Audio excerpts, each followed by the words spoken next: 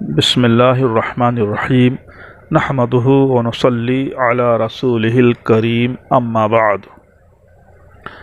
معزز سامعین، حرکت الدفاع عن السنہ یوٹیوب چینل میں آپ سب کا خیر مقدم ہے۔ اس سے پہلے کی مجلسوں میں دجال قادیان اور اس کے فریب، جھوٹ اور اس کے من گھڑت مذہب کے تعلق سے کچھ باتیں عرض کی گئی تھیں۔ یہ سلسلہ جاری رکھتے ہوئے آج کی مجلس میں ہم دجال قادیان مرزا غلام محمد قادیانی اور اس کے شیطانی راستے کا تذکرہ کر رہے ہیں۔ دراصل یہ قادیانی مبلغ شمس الدین کے خط کے جواب کا سلسلہ ہے۔ اس سلسلے کو جاری رکھتے ہوئے آگے کا جواب کیا دیا گیا آپ کی خدمت میں پیش کیا جا رہا ہے۔ شمس الدین قادیانی نے میرے پاس خط جو لکھا اس میں دعوت دی کہ قادیانیت ہی سلامتی کا راستہ ہے۔ ہم نے کہا نہیں، آؤ دیکھتے ہیں کہ سلامتی کا راستہ کیا ہے۔ ہر مسلمان جانتا ہے کہ سلامتی کا راستہ صرف اور صرف اسلام ہے، جسی کو اہدنا الصراط المستقیم سے تعبیر کیا گیا ہے۔ صراط مستقیم یعنی اسلام ہے۔ انصاف پسند سامعین، قادیانیت کے مطالعہ کے بعد آپ خود یہ فیصلہ کر سکتے ہیں کہ قادیانیت سلامتی کا راستہ نہیں بلکہ شیطانی راستہ ہے۔ یہ حقیقت روز روشن کی طرح عیاں ہے کہ قرآن و حدیث، انبیاء و رسل، صحابہ و تابعین اور سلف صالحین کی توہین، ان کا مذاق اڑانے والا داعی کبھی بھی سچی راہ پر گامزن نہیں ہو سکتا۔ جھوٹا داعی خود بھی ہلاک ہوتا ہے اور اپنی قوم کو بھی ہلاک کرتا ہے، اسے لے ڈوبتا ہے۔ تاریخ کا مطالعہ کر کے دیکھیں کہ جھوٹوں کا کیا انجام ہوا۔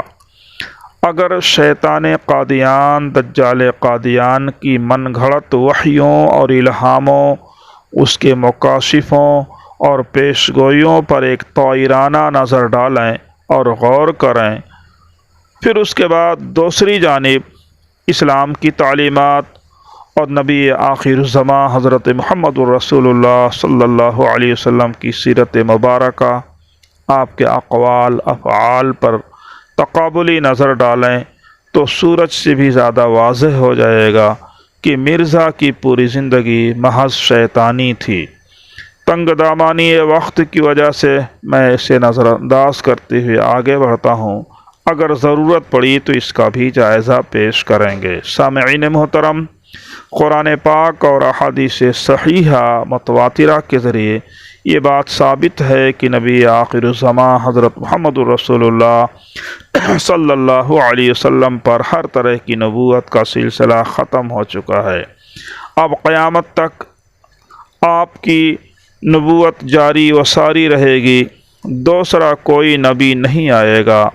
دین مکمل ہو چکا، اللہ کی نعمتیں بھی تمام ہو چکی ہیں، اب مزید کسی نبی کی ضرورت باقی نہیں رہی۔ یہ اعلان ہو چکا ہے کہ اعوذ باللہ من الشیطان الرجیم، الیوم اکملت لکم دینکم واتممت علیکم نعمتی ورضیت لکم الاسلام دینا، کہ آج کے دن ہم نے دین کو مکمل کر دیا تمہارے لیے اور تمہارے اوپر اپنی نعمتوں کو تمام کر دیا، اور تم لوگوں کے لیے اسلام کو بحیثیت دین کے منتخب کر لیا، راسخ ہو گیا۔ اور یہ بھی وضاحت کر دی گئی کہ ما کان محمد ابا احد من رجالکم ولکن رسول اللہ وخاتم النبیین۔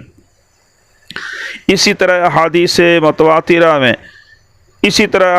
متواترہ کے ذریعے بھی ہر طرح کی نبوت کے اختتام اور باب نبوت کے دروازے بند ہونے کی تصریح کر دی گئی ہے۔ لہٰذا اس وضاحت اور اجتماعی عقیدہ کے خلاف اگر کوئی اجرائے نبوت کا دعویٰ کرے یا اپنے اوپر وحی یا آسمانی احکامات کے نزول کا دعویٰ کرے تو دجال اور کذاب ہے۔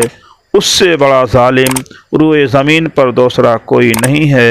جیسا کہ ارشاد خداوندی ہے ومن اظلم ممن افترى علی اللہ کذبا او قال اوحی الی ولم یوحى الیہ شیء، یعنی اس شخص سے بڑا ظالم کون ہو سکتا ہے جو اللہ پر جھوٹ اور بہتان باندھے اور کہے کہ مجھ پر اللہ تعالیٰ کی جانب سے وحی کی گئی ہے، حالانکہ اس کی طرف کوئی چیز کی وحی نہیں کی گئی۔